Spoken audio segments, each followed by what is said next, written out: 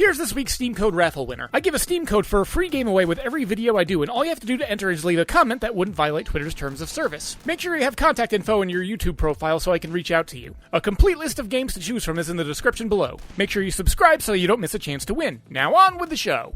I'm playing something almost every week, and sometimes I want to talk about it and give you a vertical slice. So stick with me for some lightning reviews. This week on the chopping block.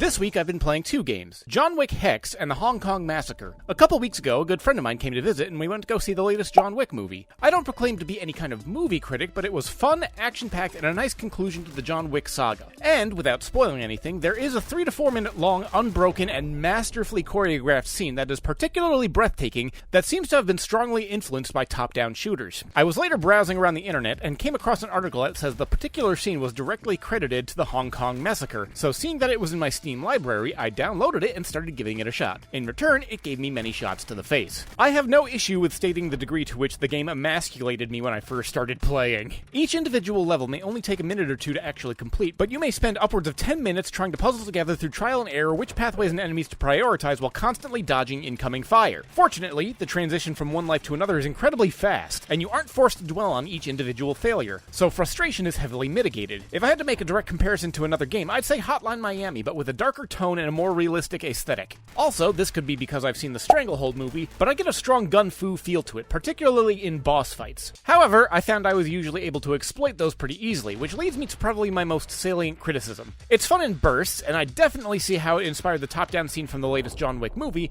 but if I'm being honest, it's a bit too high-strung for me. The gameplay is tight, the visuals and violence are visceral, and there's a fair degree of satisfaction to be experienced upon completing a level that you've been struggling on for a while, but it's not something I would pick if I'm looking for something to enjoy and relax with. Once I started getting a feel for it, I would usually prefer to play with my thumb on the slow motion key as much as possible, treating it almost as a more tactical game as opposed to a more reaction-based one. However, that leads nicely to John Wick Hex, which instead of serving as an inspiration for John Wick, simply is John Wick. It's an officially licensed game and loosely considered canon to the main story of the John Wick films. It's like the Hong Kong Massacre in it's a top-down shooter, and actually I think that's really the only primary similarity they share.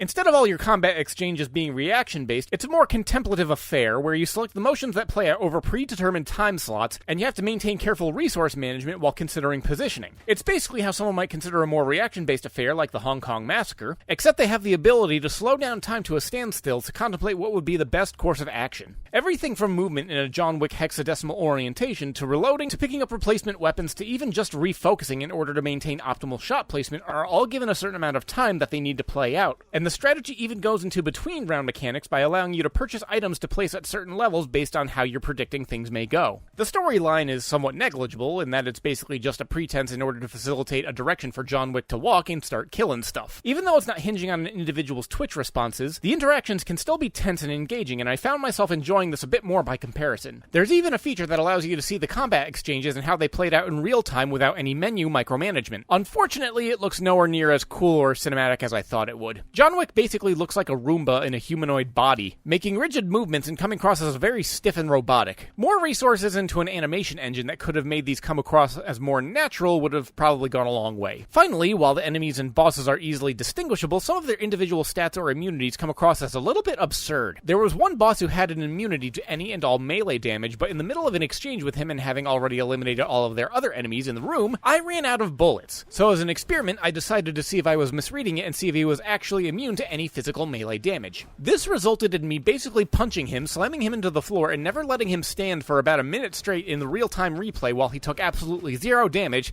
so I had to break off and find a gun scattered around the battlefield so I could finish him off. It was ridiculous and a bit funny in the moment, but also irritated me for the fact that by giving one particular attribute, it effectively stagnated the level and prevented me from completing it when by any other metric I was done. Then again, if I'm going to this degree to find nitpicks, then I think it's fair to say it was more worthy of my time. That's not saying the Hong Kong Massacre was bad, it's just not my thing. Both these games are currently fine, and it's worth noting both are currently available in my Steam raffle code giveaways. So if you need your John Wick fix and the movies aren't doing enough for you, simply leave a comment and you might be able to scratch that itch. Now if you'll excuse me, I've been binge watching House MD and I'm falling behind schedule. Hey, look at that, it's the end of the video. Don't forget to subscribe and remember that commenting can actually win you a free prize. So until next time, this is Gheeotine saying thanks for watching and keep your head on your shoulders.